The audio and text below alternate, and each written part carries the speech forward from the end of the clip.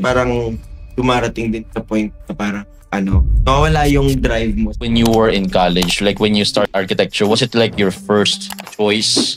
Nung high school ako, mahilig akong mag-drawing lang. Yung idea ko noon, yung architecture, yung architecture is more on drawing lang. It's like, end up, ang dami pa lang yung ginagawa. Marami siyang engineering na mga subjects. So hindi siya yung parang naiisip ko lang before. Kaya nung sa school, kulela talaga ako. Tapos nakakita ko ng opportunity, mag-a-apply sana ako ng TFP. So ready na lahat ng kailangan talaga ng documents. Tapos nagkaroon ng offer sa isang small company. Parang startup company. Startup company lang to. Yes. Ilan kayo sa company? 3. Ang ganda nun kasi ang dami mong matututunan pag gano'n na parang nag-startup. So, parang may freedom ka. Oo, yung company namin, bale, 2 lang kami ng boss ko sa office. Tapos 2021, nag-resign ako sa work. Siguro may mga time na medyo parang feeling mo, nagsasawa ka sa ginagawa mo paulit-ulit. Hindi ko alam kung ano yung gusto kong mangyari dahil. So, after nun, mag-business na lang ako.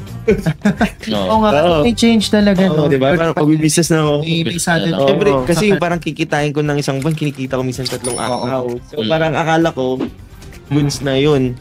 Here comes new normal. You decided to focus on being an architect. Yes, kasi yun na yung time na sinasabi mo, Kuya Carl, na parang yung 100%.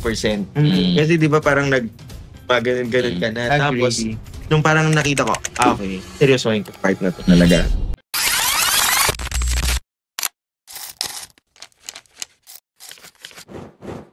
So yeah, good evening guys. Again, welcome back to 4700, where we talk to business leaders, winners, game changers in Sorsogon, talking about tech, business, money, as they share their business secrets as well. So tonight we have Maki Tesano. Asareno. Ulit. We have Maki Asareno. Owner of Fort Architects and Fourth Wave. Something new. Maki, kumusta? Your today. Happy birthday, Maki. Happy birthday. It's the 31st of July and we're now live here or recording in Showroom Studio, Peralta Street, Sorsogon City. With Ariel and Kenneth as well. After but happy birthday to our guests, Maki. Salamat po. Maki Asareno. And thank you for inviting me. 47. Yeah, let's go. Welcome to the podcast. Initially, we wanted to invite Maki. Matagal na we were planning to schedule him, but like have plans on the weekend. We have free time today. Yeah. Maki has like lots of free time today, so schedule din natin ngayon. Actually, happened. It also his birthday. Oh, Perfect. they're using but it's okay, yeah. It's gonna be for sure. 1 hour. I remember Maki siguro 2021 and then 2020 kayo nakilala siguro. That time, I remember first thing I remember was the pet shop. That's the only parang memory of like your first project that I have. Diba sa SM yata yun? Yes. First project na I did when I started freelancing architect. So that's the first project back in early 2022. Pet shop in SM City Sorsogon. So originally plan namin with the owner is I will just then nagkataon that the owner time to visit and support na kailangan natin sa site. Then yun, nag-end up to kami na yung gagawa. Yun yung pinaka-start na nag-start na ako ng parang career sa construction. You started as a freelance. architect. 2021 na ako nag-start Back in mag-freelance. 2021. Yes. For a pet shop. For a pet shop. Pero first of all, what's your advice like sa mga tao kukuha ng do I really need an architect? Ang kuya ko naman or ang ate ko naman nagko-contractor naman sila. Anong reason ba't kailangan nila ng architect if they're planning to build their dream home or for a business? Oh, yun. Kasi pagka kailangan mong kumuha ng architect kasi una, kailangan siya as requirements ng ating LG. So before kayo makakapag build ng inyong bahay, you actually need building permit. So kailangan mo ng architect sign your architectural documents. Legit architect. Oo. Kailangan po yung magpipirma. So of course, licensed architect. And also, sa pagplano naman ng inyong mga spaces as an architect, na-experience namin na gawin, napag-aralan namin kung paano natin i-distribute yung spaces dito, dyan, kung saan siya dapat i-locate, saan yung araw, saan yung init, saan yung hangin. So, yun ang mga considerations na outside the aesthetic form. No? Exactly. Yung outside siya sa aesthetic view lang. So, kailangan, before natin ilabas yung pinaka-aesthetic ng isang project, may pakita muna natin yung pinaka-maayos na magiging. Of course, kailangan yung design na yun, hindi mawawala yung goal ng client. Ginagawa natin yung plano, guided tayo ng gusto ni client. At the same time, guided din tayo ng standards ng. So, yun. Kaya importante na meron tayong art sa mga projects. Agree. Parang dinugo na ngayong ilong ko. Ito yung blueprint. So yung blueprint, sila yung mga papers na pag natapos na natin yung mga plans. Yeah. So siya yung pinapasa natin sa city, sa engineering office, sa site. Sila yung mga tinitingnan para masunod po. Parang sa din no work mo? Alam ko siguro nakikita ko lang social media, may yung mga nagbi-build lang without an architect, 'di ba, na parang substandard yung building, 'di ba, may mga errors, may mga accidents na nangyayari, 'di ba? Yun yung mga possible na mga mangyari pagka hindi tayo na-guide din ng mga tawag nito, yung mga professionals na dapat na inline sa project. So, hindi lang naman siya for architects kahit anong line, kailangan natin kunin yung mga doon talaga sila nakaposisyon. Correct. Like So, engineers, doctors. So, kailangan natin talaga doon tayo magko-consult talagang pinagdaanan nila, aral nila. Yun. And you took like years. Alam ko sa architecture, 4 or 5 years? 5 years na sa school, tapos meron kaming 2 years na apprenticeship. Apprenticeship, yeah. school? 5 years. Okay. So, pumasok ako ng school, ng college pala, 15. Okay. Graduated when you were 21 na? 2021. Grabe, matagal talaga, no? Kasi parang Tapos another 2 years. Another 2 years before ka mag-board exam. Oh. Kasi kailangan meron kaming tinatawag na diversified training experience, parang ganun siya.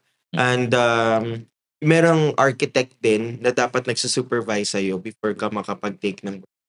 Meron kami pinupunong oras na dapat ginawa namin to. For example, nakapag-site kami, nag-documents kami. So, yun yung mga kailangan before ka makapag-apply for board exam. Why is it not the same dun sa iba? Kasi, di ba, other professions like after school, sunod na agad yung licensure. I don't know why, no? But pero ngayon makes sense. Nung una sabi ko, why do they have to render 2 more years bago sila pa-take ng licensure? Ngayon na-gets ko na. I get it. Kailangan talaga ng experience. So, ngayon, you can call yourself a professional. Hindi kasi mas mas parang, alam mo yun, yung parang ready ka na talaga. Yeah. Kasi once na after lang ng graduation, nag-exam ka, pasado ka na, nakakuha ka ng project, pero wala ka pa rin experience. Kasi school pa lang yung theories, diba? Oo. Tapos iba na yung actual sa site or iba na din yung actual na practice. So, yun yung makakatulong sa'yo. Once na, kasi usually hindi naman talaga yung mga architects for sa sariling idea ko lang na parang yung architects maganda sila, tatayo sila on their own. Hindi sila yung parang more of nasa office. So, parang kasi para nasa field talaga sila. Oo, yung mga ganon na parang may professional talaga line. Okay. So, back when you were still school or maybe after graduating, tanggap mo yung 2 years na gap na yun? Okay. Expected na talaga. Okay. Kasi before pa naman kami nung first year pa lang ang na-introduce namin. Yeah. Oo. So parang magagamit mo pa rin naman. Na after ng graduation mo, talagang maghahanap ka ng company para mag-apprentice. Ngayon naman, yung pagkakaiba ngayon, kasi parang pwede ka na mag-apply. Like, You're earning parang, money. nag-earn ka na, pero nag-train ka din. At the same So, time, acting as an architect. Maswerte yung mga graduate na nakakuha sila ng company na ganun yung nangyayari sa kanila. Na hindi yung allowance. Hindi yung allowance yung bigay. Okay. Yun yung pinapractice namin with Ford. Because you have your people too na in touch as well. Yes po. Bale yung mga bago naming mga members sa team, mga graduate sila ng architect. So right now, how many staff? Call them a staff in Ford Architect? Teammates. Sorry. Teammates. Okay. Ilan na kayo ngayon? Headcount sa Ford Architect? Sa office, meron 5. 5 yung nasa office namin. Sama din yung mga junior architect. Alright, junior tapos architects. Yung mga ibang admin works. Tapos sa site, meron kami roughly laborers. Okay. Yeah. Laki na pala. So malaki na talaga kasi marami na ring demand sa for projects. Pero I want to touch back, like you have your students, you have your junior architects, your team. Bring us back like when you were in college, like when you started architecture, was it like your first choice? Or was it a family choice? Or paano ba siya?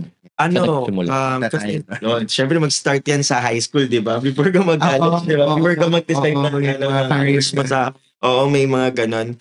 Nung high school ako, mahilig akong mag-drawing lang. So, akala ko magaling ako mag-drawing. So, parang yung idea ko nun, yung architecture... Yung architecture is more on drawing lang. So, pag nung nag-apply na kami for college, architecture. Tapos end up, ang dami pa lang yung ginagawa. Like, it's more than the drawing. Marami siyang engineering na mga subjects. So hindi siya yung parang naiisip ko lang before. Kaya nung sa school, kulela talaga ako. Kulela talaga ako. Totoo. Pero usually those who say na kulelat sa school, they excel after school. May experience pa kami doon sa school. Di ba college na, tapos may plates. May plates kami, tapos gabi na kami magtatrabaho niya. Tapos one time sa bahay namin sila lahat nag-play. So, 6 kami. Lahat yung may drawing tables.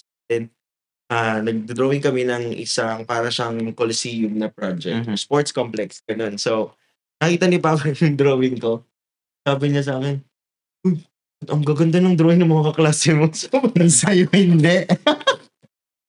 Worst critic talaga ang family. Pero okay lang. I mean, yung goal kasi namin talaga ni Papa naman is makagraduate ka lang ng college. Hindi siya yung...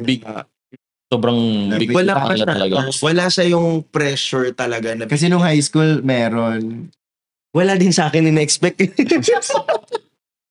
Kasi I know your brothers. Yeah, yung mga kapatid ko talaga, sila yung dito. Yes. So yun, nung sa amin, parang yung gusto lang namin talaga ng isma.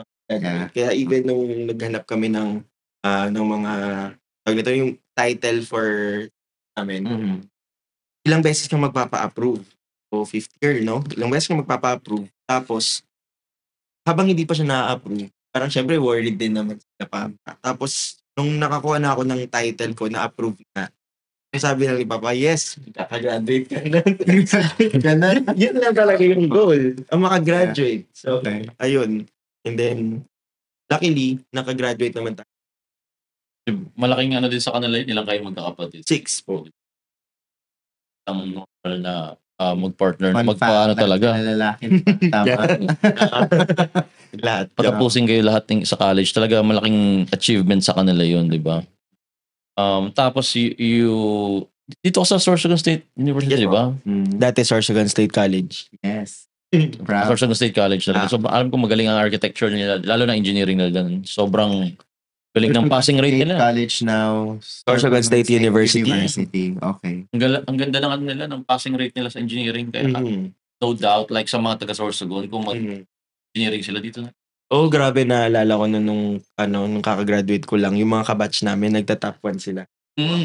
Sa engineering board exam. Oo, yung mga year na yun. Kasi magaling yung team nila dun for board review. Yeah, actually, let's look forward inviting someone from the university. Hopefully. Yeah, to talk about more yung mga ano nila. Ba't di natin Mga invite si Ma'am Gigi? Ayaw nga, Holly. Hello, friends! Tapos, you graduated, kailan ka na nun? Mga 2012. 2012. Graduate ako ng 2012. And then, you stayed in Sorsogon or? 1 year pa ako nagstay sa Sorsogon, tambay. Ganun talaga. Hindi kasi ganun talaga. May Gap year. Tapos, 2013, yun na ako nag-decide na mag-work sa Manila. Ito na yung 2 years na nire-require for you. Oo, dapat. Okay. Kaso lang, nag-company hopping. Parang dumarating din sa point na parang, nawawala yung drive mo sa company na. So, may company na nag-work ako like for 9 months lang. Company nag-work ako for 7 months. Ayaw ko na.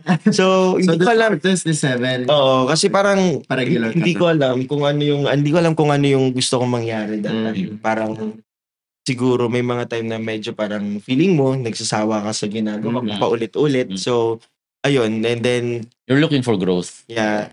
Siguro po. Tapos 2017, yun na yung nag-decide ako na umuwi ng. So from 2013 to 2017, you stayed in Manila. Palipat-lipat. Ilang companies yan? Nag-Laguna ako. Laguna. Tapos nag-DJ ako. Wow. And then, ano yun? Nag-DJ ako. Tapos nag-Makati sa ako. BGC. Tapos nag-Mandaluyong ako. Okay. So, yun yung palipat-lipat ng company. Tapos, 4 in total. So, after less than 3 years, no? Okay. Sipag kong lumipat ng trabaho. In less than 3 years. So, ang dami kong friends sa Manila. Hi sa mga friends ko sa Manila. So, 4 years, 5 years ka rin doon. Talk us about the struggles in Manila, like ang commute. Yun. Yun yung pinakamahirap talaga sa pagtrabaho sa Manila para sa akin. Kasi nakatira kami sa Pasig East, Ortigas. So, malayo siya from place ni Kuya sa place ni Kuya. Okay. So, yung work ko sa may malapit lang sa SM, Mega Mall. So, yung trabaho namin, mag-start siya at 8 a.m. 8 a.m., 8:30. Pero kailangan 5 a.m. pa lang ready ka na. Kasi yung UV, yung express. yung pila siya, tapos pagka may isang bakante lang, magtatakbuhan kami lahat para lang makasakay, di ba? Swerte mo pag nakasakay ka. Lahat naman taga Manila yung experience. Alam yan. Sila yan. So, isa yun sa mga sobrang mahirap na experience para sa akin. Kaya isa din yun actually sa reason bakit. Until you learn Uber, Grab, hindi. Pero panghirap din naman i-book pag. Hindi kasi that time, pag rush hour, no? Hindi pa namin afford sa day-to-day na expenses yung Uber. Kahit nga angkas na pagka 200 plus per day. Wala pang angkas. Tsaka nawala na yung Uber, di pa ako nakasakay. Panahon naman kasi namin. In fairness, yung mas bata ka sa amin. Pero in a way, parang kaya nga I have so much respect for people na nagtrabaho sa Manila kasi alam nila yung grind eh. Kasi talagang pipigain ka doon talaga. Mentally, physically, sa commute, sa pila. Grabe. Is that the reason? The main reason why you decided na umuwi? Nakakapagod para sa akin nakakapagod yung magtrabaho sa Manila. In general. Like everyday. Oo, everyday. Tapos dumarating pa sa point na yung siguro magastos ako pero dumarating pa sa point na parang humingi pa rin ako sa parents ko kahit andun na ako sa Manila. So parang sayang lang. Sayang yung pag-stay na pag minsan hingi ka pa rin ng hindi ko na kayang bayaran yung ganito. So yun, umuwi na ako ng Sorsogon ng 2017. Tapos nakakita ko ng opportunity, mag-a-apply sana ako na BFP. Okay, so your plan... Talaga? BFP? Yes. So, niready ko na lahat ng documents para Pati tabing. Ano kung mga tabing sila lahat? Nagpatulong ako sa brother ko kasi nasa BFP siya tsaka yung ate ko BFP. So, pero hindi tulong na ibig sabihin connection. yung tulong na pag Guide lang. mga papers. Yeah, guide lang. Papers. Kasi meron naman akong license na. So parang pwede nilang tanggapin yun. So Pass mo na. yung plano ko sana is BFP na dun sa mga nasa office. At sa mga Office work. mga inspector ng Okay. mga buildings kasi yun yung line ko. Alright. So, yun Pwede pala yung ganun So, sa parang pwede PFP. Ay, saka meron akong mga kasama sa school namin dati sa SSC na nasa BFP sila. So, Mm. So, yun yung plan mo. Uwi nun sa Sorsogon para mag-apply ng work sa PFP. Okay. Kasi How did it go? government, tapos ready na lahat ng gamit ko, ng documents Mhm. ko, lahat, mga police clearance, and then, diretso. Ayan. So, ready na lahat, police clearance, mga NBI, lahat ng kailangan talaga ng documents. Tapos, nagkaroon ng offer sa isang small company, parang startup company, na naghahanap sila ng architect para maging part ng sa pag-develop nila ng isang subdivision. Oh, So, dito na to sa Sorsogon City. And startup company lang to. Yes. Ilan kayo sa company? Tatlo. Tatlo kayo. Yung owners. Yung owner, mag-asawa sila. Tapos, Very small. yeah, oo. Ikaw na yung pasok naman, I mean, Oo, nung nag-start kami doon, nagdadala pa ang sarili kong laptop sa office. Tapos, Dito na yun sa Sorsogon. Sorsogon na yun. Ang ganda nun kasi, ang dami mong matututunan pag gano'n na parang nag-startup sila. Hmm. So, Parang may freedom ka. Oo, yung company namin, bale, dalawa lang kami ng boss ko sa office kasi yung asawa niya, government din So, parang nag-oversee lang siya doon. Tapos, yun, gumawa kami ng project. Karoon kami ng contract. So, in 2017, tapos 2021, nag-resign ako sa work. Pero before naman kasi ako nag-resign sa work, yung reason ko is, feeling ko kasi noon, diba, nag-pandemic. Yeah. I remember, nag-pandemic. Tapos, daming nagsaradong mga restaurant, store. Tapos meron kami mga homemade na product doon. So, nagpipizza kami. Tapos, trinay na. Eldon ba? Sa Eldon? Eldon Pizza. Tapos, trinay namin magbenta online. Okay. Tapos, ang lakas niya talaga online. Oo naman. So, yun nangyari doon. So, nangyari, after nung naging open na ulit, after ng pandemic, parang you've been doing that kasi di ba you entered new job in Sorsogon 2017. You left this job noong 2021. Pero in between, eto ginagawa mo rin to. Yeah, nung pandemic na siya, ginawa na namin siya yung business. So, okay. nung lockdown, dun kami nag-deliver. Kasi na-allow nila yung delivery. Oo, yung 2020 to 2020. So, after nun, magbe-business na lang ako. Oo nga, kasi may change talaga. Oo, diba? Parang magbe-business na ako. May sudden shift sa career yung mga Kasi syempre, kasi yung parang kikitain ko ng isang buwan, kinikita ko minsan 3 araw. So, parang akala ko, goods na yun. Tapos, yun, tapos, kinontinue pa rin namin yung business. Pero at the same time, hindi ka continue, nag-grow nga yun if I can remember. Yung sa, yun, di ba? Sa Eldon, and then, you made like Hakunashi, di ba? Parang sa events place. Events? Bale, Wedding? Kung isang time pagkain, halo-halo talaga. Chop suey. Kasi ang dami naming pinapasok na mga side hustle. Alam ko may Save by Grace pa, meron pa kayong parang yung orange car na yung yung ano ba yun, yung parang yung gifts, ano to? Yung trunk surprise. Yung mga balloons. Sinama ko siyang orange car project. Kasi meron akong dating orange na sakyan. Ano nangyari doon sa... Binenta ko na. Wala na yung business. Yung page. Yeah, if I can remember, siguro dalawa kayong gumagawa nung hype nung dalawa kayo. Oo. Tapos pagka hindi pag gusto nila mas malaki yung marami yung order nila, yung malaking sakyan gagamitin na. Tapos you also did yung for malaking pizza. Anong doon? Gentle Giant. Yeah, yung giant pizza. Yes po. With Eldon's brand. Tama. Tapos, yun. Sa kanilang Eldon. Yes. Ayo. Mortar ka din ba? Ang gusto mong brand? Yes. Hindi ko alam. Meet the founder. Sila sa kanila. Okay. Actually po, Doon kami nag-order kaya yung Eldon's kasi siya, sinabay ko na lang siya sa name nung yung business ng brother ko, yung Eldon Road. Yun. Roaster. Araw, so... Nagkataon yung space dito na bakante. Tapat yun ng Yes. yung space na bakante dito. Tapos, tatabihan ko siya ng ako na mag-isip ng ibang pangalan nito. Para alam na ng tao, di ba? Oo. So, parang yun na. May brand recall Kaya sa na agad. brother mo yung sa chicken. Roaster. So, magkahiwalay pala yun. Nandang magiging podcast. Promise. Okay lang naman kasi I mean you have like this business ideas pero when you came back from Manila hindi ka naman nag-start agad, 'di ba? Parang may pause, Yes. Pagod ka sa Manila di ba? Kailangan mo ng rest. Oo. Ano nangyari doon? Pagdating ko ng Sorsogon after nung alis ako ng Manila. After Naging the tambay Ford pa company. Naging tambay pa ako. Shout out sa kasama kong tambay si Vito. Kasi parehas kaming walang trabaho noon. Okay. Tapos yung isang friend namin, siya may trabaho. So pupunta lang kami ng Paguriran or saan na mga may tourist destination. Sa bakasyon. Nakamotor lang From Manila.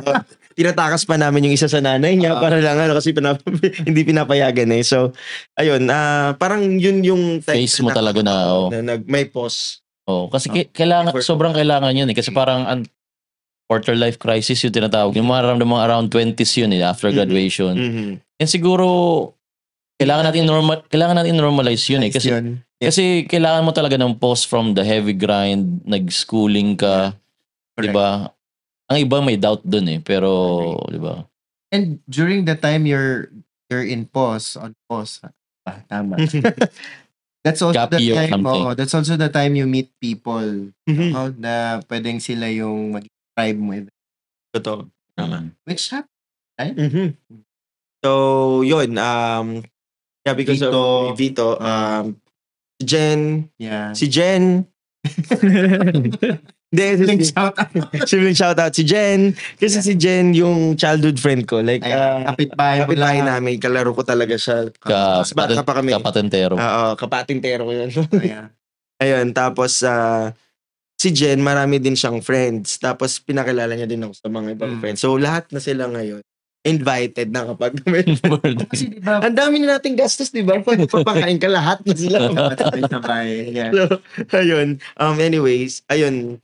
After ng pause na yun, yun na tayo naghanap na naman nakapasok na tayo dun sa startup na company na yun. Paano mo na-balance yung kasi you have ideas, you have Akonashi, may Say by Grace, Eldon. Doing on the side. Yung orange car na binenta mo na Wigo. Paano mo siya nababalance na eto na ba talaga ako or i-continue ko pang architecture? Paano mo mabalance yung percentage? Kasi nung ginagawa ko yung karamihan sa mga side hustle na yun, usually kasi yung iba namang side hustle na hindi naman siya everyday. It's siya full time. More on reservation, ahead of time yung pagbubook. So, mamamanage mo pa siya. Pero pagka yung everyday na may manageable. Ang nangyari dun sa sa Eldon Pizza, kumuha kami ng mga na magmamanage. Pero nakakatulong din sa day-to-day, di ba? Kasi parang sobrang Paano siya namomonitor yung mo? Yung iba-iba mong business? Hindi, kasi naman lahat naman sila nag-register. Multitask. Si Mr. Yun yung kagandahan na meron tayong social media. Lahat ng way or means para makonect na, mako-communicate na tao, madali. For example, nasa effort mo lang talaga yun, di ba? For example, lagi na lang sa ibang business meron kang group chat, group message. So, itatapon mo lang din yung info mong ipasa sa kanila. Then sila na din. Pag merong isang team lead sa isang grupo, madaling Back then, usong-uso yun, guys. Pa-like and share naman. Pero yung pagka may kailangan kayong gawin, may kailangan kayong wala achieve. Kailangan nyo lang talaga yung maayos na course. So, maganda yun kasi anong ma-advise mo sa mga example? May mga baka in similar situations, kakagraduate lang engineering, bigger plans talaga nila engineering, architecture, or kung ano. Pero may opportunity na magbenta. Para mag-fill in sa pang day-to-day, anong ma-advise mo sa kanila? Syempre, kapag kaya pa ng time nyo, okay siyang gawin. Pero pagka feeling nyo, yung for example nasusobrahan na sa nawawala na yung line na gusto nyo gawin talaga, so kailangan yung pag-isip gagawin nyo kasi una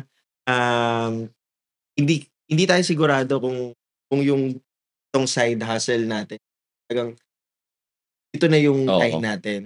Pero kung panghahawakan pa rin natin yung, for example, yung Bigger plan. profession or yung gusto mong gawin in the future. Kasi hindi ko naman tinanggal sa akin yung Oo. architecture. It's good. No? Oo. Meron lang siyang extra line na parang nakikita mo may opportunity dito. May lifeline ka rin, di ba? Meron kang opportunity dito. Parang karamihan ng ibang tao ngayon na bukod sa kanilang ginagawang trabaho, meron silang Bread and butter side din. Tama. May passion Oo. project. Kasi alam mong lagi kang meron kang plan B. May fallback may ka. fallback. Tama, may fallback.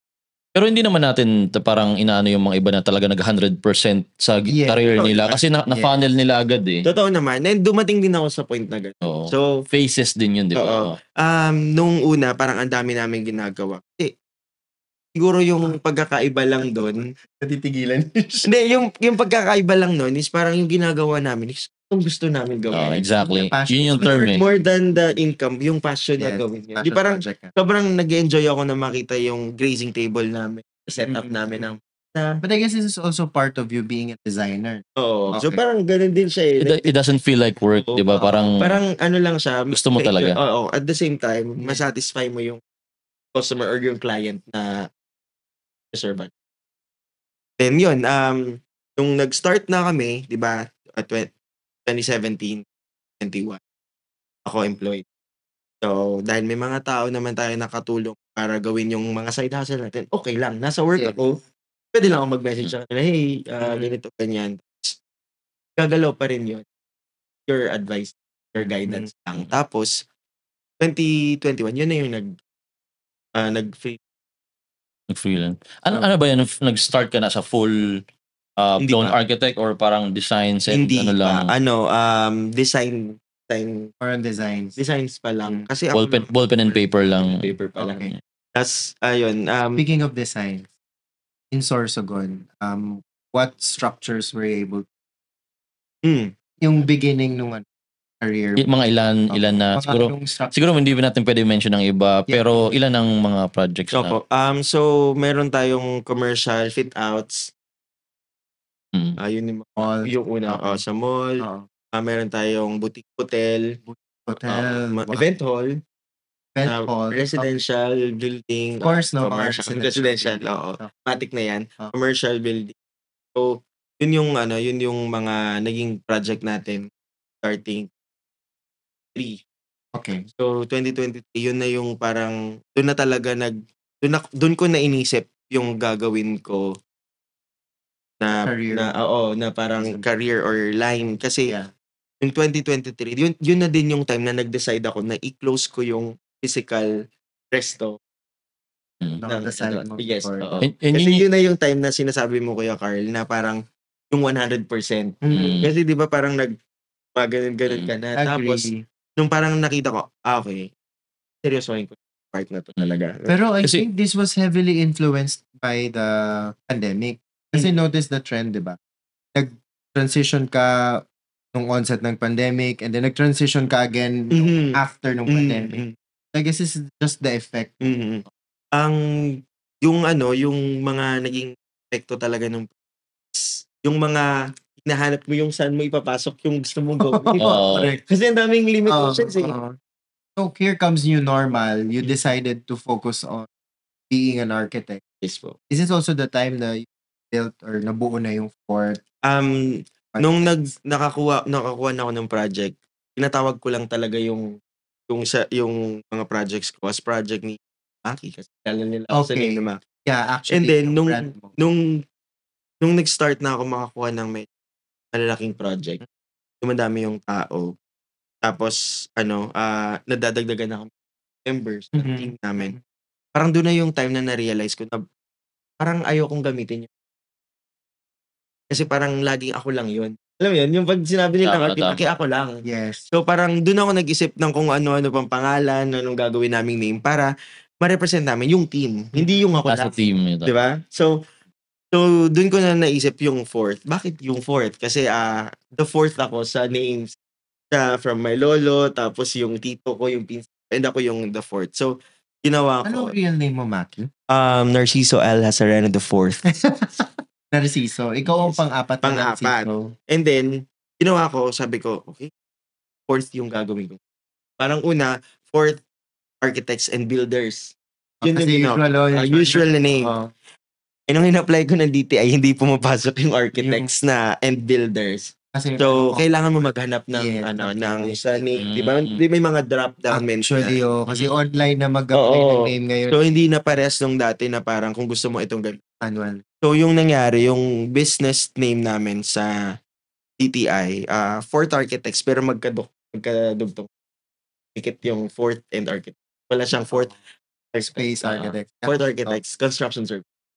So, yun yung nangyari. So, kaya ginawa na namin yung branding. Fourth. And then, And tsaka matunog din siya. Tsaka pati yung color palette niya. We have plans for your social sa media. branding. Pero si Maki's naturally talagang posty talaga siya eh. I think talaga. It's a good strategy Yes. too. Hindi niya yung ginawa para intentional, pero hilig niya talaga mag-post. Coming from his story, yung brand niya na-build naman niya over time. It took him years. Kasi di ba, he started as someone who works for a company, decided to do freelance, later on, worked on small businesses, na nakakabit pa rin yung name niya. Up until now, yung brand nung Maki is still there. The only difference is, you're trying to build an empire called Fort. Yes po. Okay. Ay, buti na sundan ko. Parang hindi siya yung Yung, Yeah. One-man show. Hindi naman na kasi siya one-man show. Unlike before, you've been doing it alone. Oo, parang nang dati, di ba, parang pagka nag-design ka, ikaw lang talaga yung ma-acknowledge, ikaw lang yung... So kapag ka nag-build na kasi kami, hindi lang naman na yung nag-design yung dapat na mapansin. Yung mga taong nasa... May team ka na ngayon. You have a team. Kaya nga nabanggit ko kanina, yung about sa apprentice. Yes. Kung babalikan natin yung sa apprentice. Yung kinukuha kong mga junior, ino-consider ko sila talagang hired na. Yeah. So, hindi sila yung through allowance lang. Binabayaran sila talaga kasi nag-e-effort talaga sila. So, kung parang yung nakapasok na talaga sila sa work na. Like project-based hires. Hindi, parang regular talaga. Regular. Hindi sila yung project. It frees up your time, di ba? Yeah. Saka binibigyan ko sila ng nakatoka sa kanila. So, may experience sila sa site, may experience sila sa office, may experience sila makausap ang client. So, parang ang daming magiging experience nila kasi nilalagay natin sila Okay, doon sa air. good to hear. Kasi ang daming fresh graduates ng SSU. Oo. Pero kaka-hire lang natin. Paano pa nag-apply sa'yo yung lahat? Di ba? Oo, papunta sa'yo lahat. Pero I think Meron na din kami mga na-hire from VU. Okay, good to hear. I think it's nice kasi sa mga students naman, minsan expensive talaga mag-intern ka sa Manila. Magastos din yun sa parents eh. Yeah. Diba? Tapos, pero if you can find like a company here, like a law firm or a company, Agree. it can be good. Tsaka tayo mismo, kung makakwento tayo ng experience sa Manila, sino pa ba yung pupunta doon? Oo. May mga kasama kami sa fourth na galing silang Manila. Okay. Pero short period lang, no? Oh, yung nag-start silang apprentice nila doon. Tapos lumipat dito, nag-apply sa amin. And hindi kami, sa totoo lang po, hindi kami yung company na kailangan mo magpakitang gilas sa presentation. So, kasi, di ba, yung titingnan mo lang sa resume nila, yung anong tinapos nila architecture. May nagtatanong sa akin, ano po pag hindi ako masyadong magaling dito sa specific na software or dito sa May gagawin. training naman talaga. Oo. Train nyo naman. So, tubig. Mura na tutol lang. So, Flat guys. Pero we ordered some food. Mamaya, tayo. Pero mag-ano siya. Saka, like previous podcasts, we're gonna publish it soon too, like with Kai. It's with Fourth Wave and Beyond Your Waves. So we have like big plans for the resort Is it a resort? Can you say a resort or a hostel in Gubat? Ayan, Ano yan? Ano ba tamang term? Ano yan? Surf camp. Parang Surf camp. siya. Yeah. Surf and yoga retreat. So big plans, guys. Probably next 1 to 5 years or probably sooner. So check that out. Gonna be something really, really big. Anong idea nun? Bakit pala? Bakit tayo lumipat doon? Bakit tayo? Hindi ba tayo? Ba't ka nagkaroon? Ba't ka naggusto ng surf camp? Okay, bakit ako nagka- okay, so originally gustong-gusto ko lang ng magkaroon ng parang place na nasa dagat. Ganun lang siya. Yun lang talaga siya. Then Yung love of idea na nakatira ka sa oo, yung ganung ano lang. Tapos foreigner ka dyan na. tapos nakapunta kami ng pumunta kami last year sa Siargao. Okay. Tapos You went to Siargao because mura ang ticket. hindi, I thought you went there for business or what? Hindi. Pala to. Oo. Okay. So, pumunta kami doon ng Siargao, tapos nag-surfing kami. Pero meron na talagang inaay na area sa Sorsogon na pwedeng mag-surf. Oo. Potential. So, habang nasa coffee shop ako sa Siargao, gumagawa na ako ng idea lang. Yung parang nangyari, ganito, ganyan. So, iniisip ko, anong name? Laging uunay ko, ano yung branding? Pala nito. Oo, yung branding, iniisip ko, sabi ko, okay, kasi meron akong fourth architect. Gawin ko din. Pero hindi ko pa alam ano yung parang fourth surf camp, fourth ganito. Yeah. So naisip ko, nung experience ko sa pag-surf, is, di ba nakadapa kang ganyan sa surf? Nag-aabang ka ng wave. Sasabihin sa'yo ng instructor, may paparating na wave, okay, wag yan. Susunod. So parang, okay, dyan sa pang-apat sakyan. So parang, fourth wave. Parang ganun siya. So parang, sasakay ka sa fourth na wave. At the same time, connected siya sa name sa branding na iniisip namin. So, yun na lang siya. Though, meron naman siyang ibang meaning sa ibang lugar, pero hindi po yun. Oh, pero it talks about like the choosing opportunities, right? Like minsan yung first opportunity talaga hindi yun, 'di ba? It's about having the wisdom kung pipiliin mo kung saan ka talaga na wave sasakay, 'di ba? Yes. And nakinig ka sa surf instructor mo, 'di ba? Kasi 'di ba gaganyan ka lang tapos sabi niya, okay, sakyan mo yung 40. Kasi nakikita nila yung pwede mong ayun, yun yung naging name. Tapos gumagawa na ako ng logo habang nagkakape. So parang idea lang siya. So last year, this November yun last. November last year, you're super fast. Ang bilis mo, gumawa Kaya nga. meron na agad, di ba? Action agad. Tapos, yun na, tinry na namin gumawa ng tapos. It's still in the works. Pero we're seeing a bits and pieces portions finish na. Pero na-notice ko nga, parang, di ba si Eldon, ginawa mo rin yun? Yung Eldon Roasters, Eldon Pizza. Tinatry lang siyang gawa na parang Parang point siya into just what, actually ikaw yung person talagang unang top of mind pag marinig. So, the goal right now is, although wala yung name mo dun sa fort, pero when they hear the word, yun nga parang yun yung nangyayari. Parang di mo pa rin maalam. Yes, it's always. So parang after namin mag-post isang photo ni Fourth Wave, may nag-message. Oo. Hindi naman po. Sense of collaboration. It's a collaboration. Okay. Big project. It's a big project. From ayan, so bigger plans by next year, guys. Probably early this year. Basta big plans ahead. Makikita nyo yan. We'll promote it as well. Sasakyan natin yan. Sasakyan natin yan. Yung pang-apat na wave. Hindi sure ang Serena kung sasakay ang Serena. Isipin na namin what's the sign. Anong gesture. Yeah. Pero, di ba you have projects here in Sorsogon and you continue to have some more and looking forward itong fourth wave. Have you done projects outside the province? Yes po.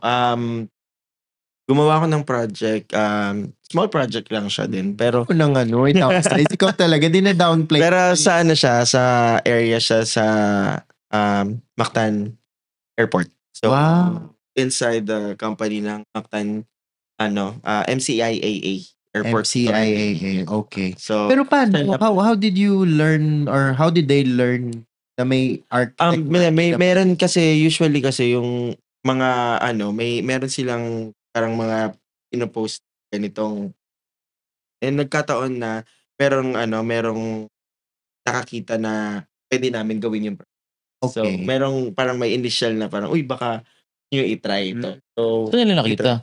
Paano nila nakita? siguro mga doon sa kanila. I Social don't know. media or actual Possible social media. Social media, Then, diba? nagkaroon ng connection na baka kung gusto nyo mag-build ng. Pero, para siyang small project in a way na magiging, magiging puhunan mo siya para makakuha ng yung mga tinetesting kayo. Oo. Try nila kayo kung okay yung Pero galing, di ba? Oo. Na gagawa mong mag-accept ng project outside. Yung challenge naman doon is yung mobilization.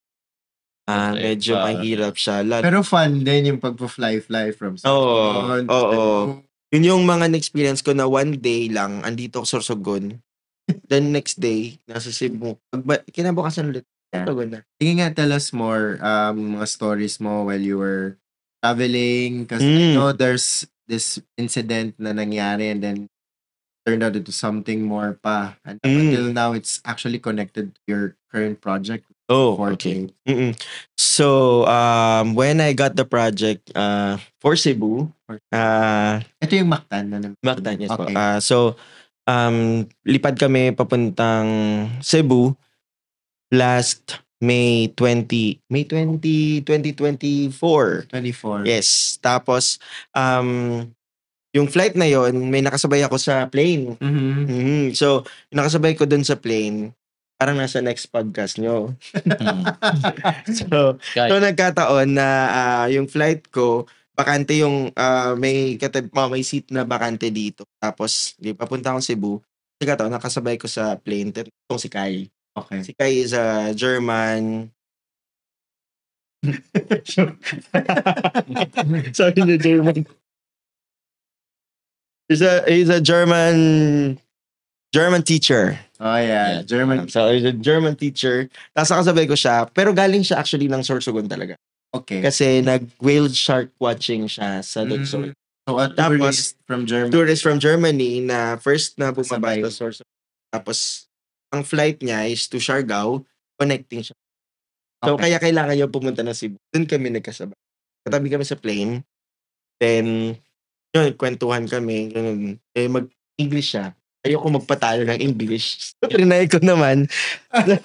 Seatmate mo na. Seatmate. Nakipaglaban ako ng English. Yeah. Hindi namin napansin the whole duration ng flight. Ising kayo. Oo. Like, Guys are talking. Maybe because this guy is also in locals. Oh, yeah. Maybe. He really wanted to know more the tourist. Yeah. And as Filipinos, we have this responsibility to hate them. Yeah. Because they don't know. Because exactly. They're from a foreign land. So this goes to everyone, diba? You should know your place. So whenever foreigners comes in, tell them about Sorsogon, if not the place where you are. Yes, oo. Kasi that's Isa how din you- yun sa reason talaga. Bakit parang talagang nakipag-usap ako sa kanya. Kasi gusto ko i-promote yung Sorsogon. Kasi yung alam lang niya is yung whale shark. Kaya ang dami nating places sa May Sorsogon. Maki. Ang dami pwedeng puntahan sa Sorsogon. Yeah. So, parang ang dami nating tourist destination. Yeah, there's so Natural much. and man-made. Marami tayo. So, yun yung isa sa mga pinopromote ko sa kanya. Tapos, buti na lang, before lumipad yung plane, kung may signal pa yung yung internet mo, hinanap ko talaga lahat ng pwede kong ipakita. Okay. Kasi parang opportunity yun para ma-promote mo yung place eh. Yes. Kasi hindi lang, para sa akin yung pag-promote ng place, mas maganda siya. May visuals. Hindi, gawin mo siya sa mga, hindi siya into parang masyadong, Formal. maraming spotlight.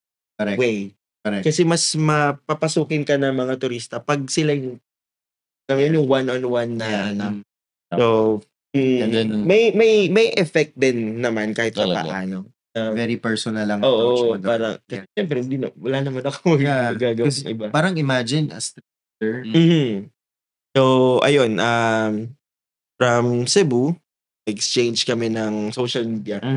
Tapos, bumalik na ako ng sort. After 2, bumalik ako ng Cebu para sa project. Tapos, nag-stop kami ulit. Hey, dito ako sa Cebu. Maybe we go for dinner. Tapos, nag-meet ulit kayo sa Cebu. yes, after ng Siargao, 2 weeks Okay. after. Alright. Then, pagdating niya ng Cebu, meet ulit kami. May kasama naman siya isa pang. German? Yeah, nakilala niya naman to sa Siargao. Are we gonna meet this other Magkakapodcast German? din siya. Okay. No, but maybe you will meet him soon, right? Soon. Well, we're looking forward to that. Yeah. But then, sinama niya yun. Then, after nun, random lang. Pumunta kami ng Bohol. Parang nagkasundo-sundo kayo. Oo, Bohol. Tapos, after ng Bohol, ayun, uwi na ulit ng hiwalay na ulit. You're making it sound so simple, pero I can imagine kung ano yung feeling nung dynamics, diba? Kasi foreigner, a local person, merong ano you call this, yung language barrier. Although we speak English well, they do also, pero sometimes coming across kung paano may pa-feel, the same way sila din. Tsaka may hilig kayo nun for travel eh. Di ba? Nag-connect kayo for travel. Yeah. So, yun na. So, pag uwi ko ng Sorsogon, sila doon pa rin sa Cebu, Bohol. They went around sa Visayas. Tapos, after ilang day, dapat lilipad na siya to, Malaysia. Pero, ayun, lumipad siya ulit to Bicol. Di ba naintindihan niya na yung So, nabenta mo talaga yung Sorsogon. Hindi na siya nag-book. Kinansel niya yung flight. Kinabog ang Malaysia. Pupunta na ng Sorsogon. Tapos for 6 days. Tapos, Na-meet natin siya last year, di ba? na-meet na nila last year.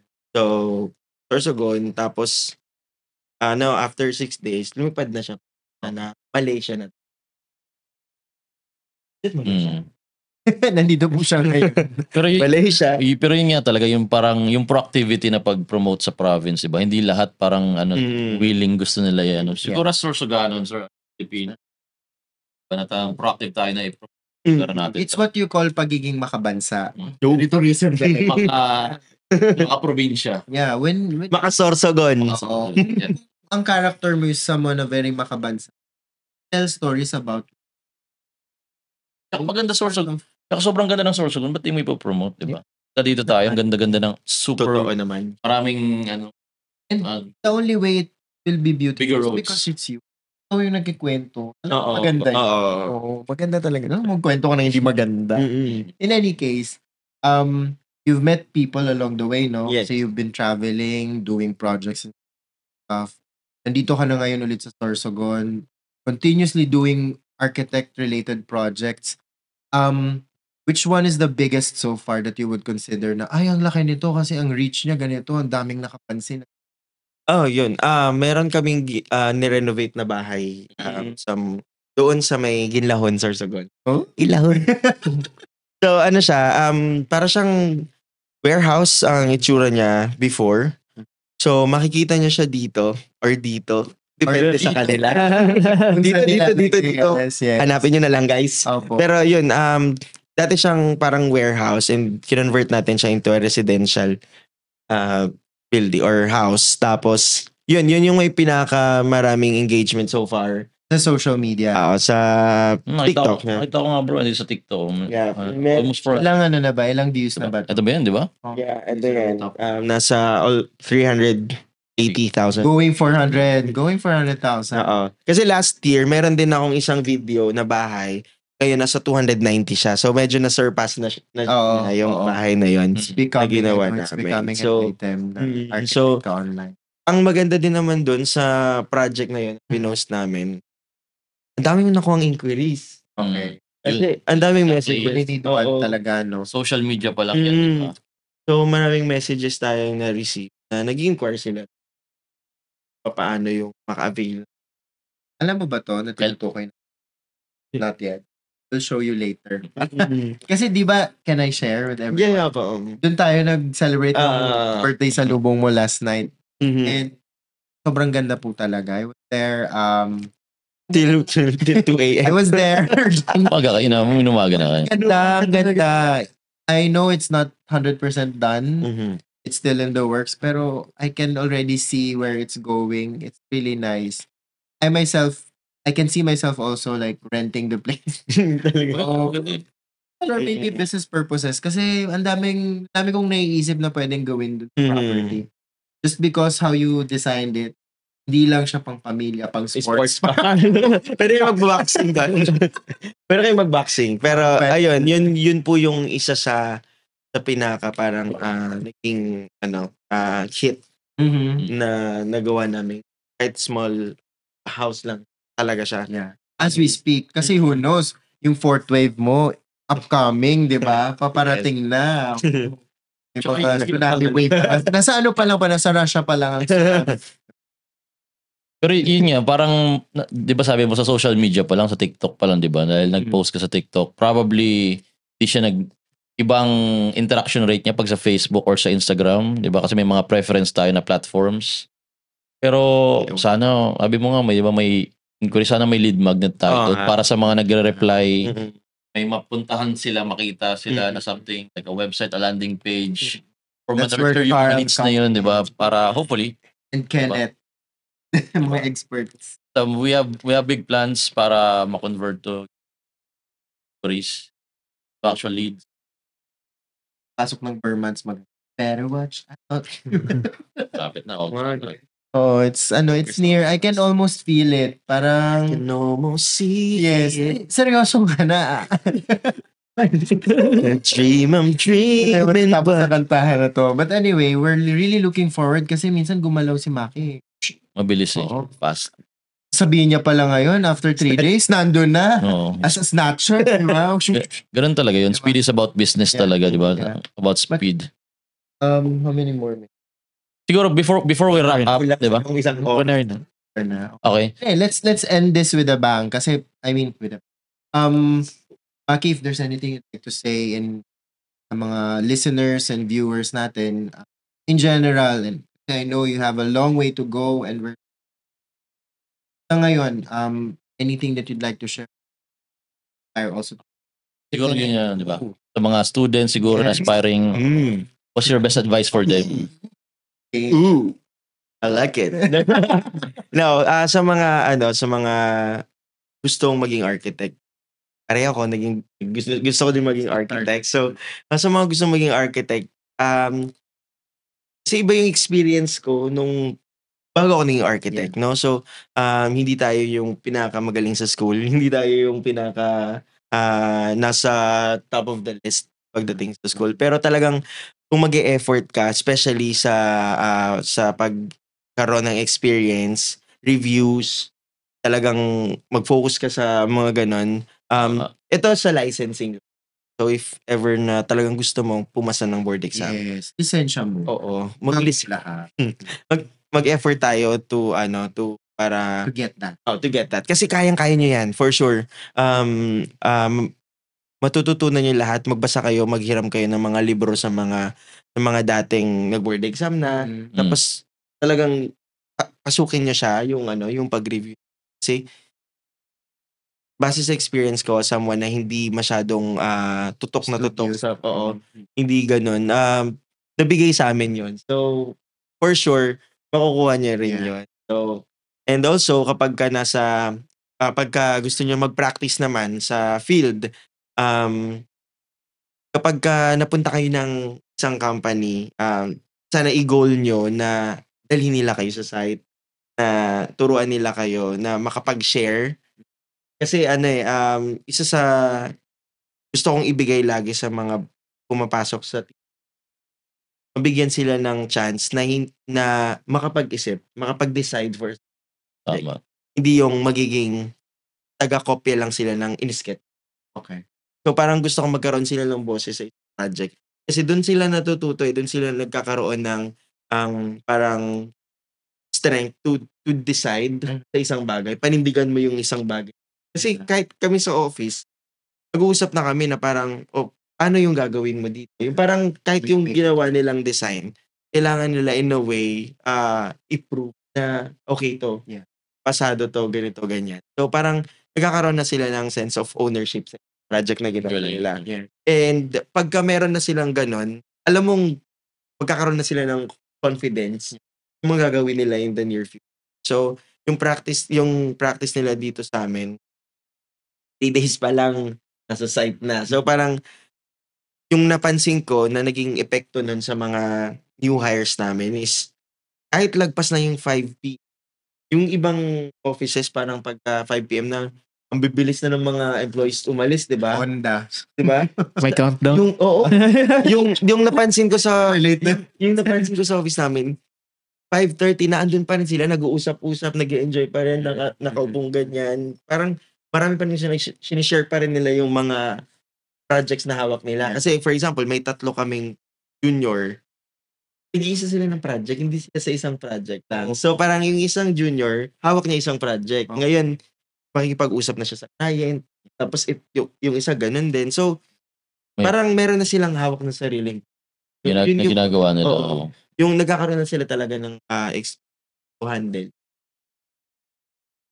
Welcome to Fourth Architects. Ganun talaga. This is Fourth Architects.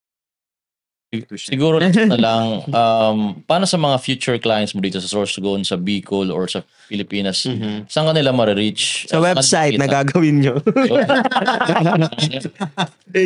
but for now, like... Yeah, oo. Sa social media po, makikita nyo po kami sa Facebook. Type nyo lang Fourth Architects. Yun, may space. Easy. Fourth Architects. May space yun? Wala. May space. May space. Fourth Space Architects. Makikita nyo po yan, may blue check yan. Wow. Mark. Yan. So, and then, meron din po kami sa Instagram, fourtharchitects.ph. Lalagay namin yung links niya, guys. Pwede sa TikTok. And pwede nyo rin po kaming email sa fourtharchitectph@gmail.com. And sooner, Ayos yan lahat. after 1 week, may website May kami. deadline, may deadline. Spartan muna kami bukas. Napagong na. But guys, before we end this podcast, let's give the audience or the listeners or the viewers a bit of parang patikim sa magiging next episode natin. Let's call in our next guest. Carl. Okay, come here. Hopefully, our next guest, Beyond Your Waves. Yes, watch out for our next guest. This is the friend that Maki was telling earlier na na-meet niya during his flight from Bicol to Visayas or Sorsogon to Cebu. Say hi to the podcast, guys. Yeah, excited. Next podcast. Ayan muna. Reserve na next Sir, episode. Stay tuned. Thank you. Yeah, thank you so much. Thank you so much, Maki. Are you Yeah. Maki? Maraming salamat. What a way to end July. Happy birthday, Maki, again. Salamat. Let's eat.